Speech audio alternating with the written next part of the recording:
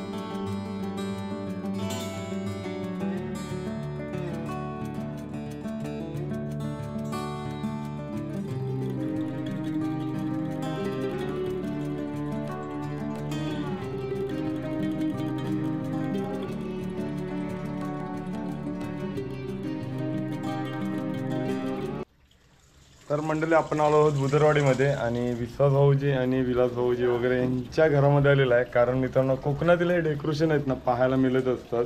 कारण ते डेकोरेशन बनवायला जी मेहनत केली जाते ना तर 2 ते 3 दिवस त्याच्यामध्ये जातात निघून.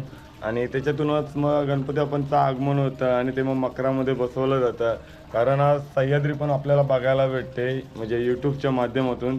सह्याद्रीच्या कुशीत बसवलेला हा गणपती बाप्पा आपल्याला पाहायला मिळतोय. कारण यूट्यूबच्या माध्यमातून खूप सारे नजारे पाहायला मिळत असतात. कारण कोकणातली ही कला किंवा कलाकार आहेत ना ते इथूनच निघून म्हणजे निघत असतात आणि ते आपण पाहणार आहोत.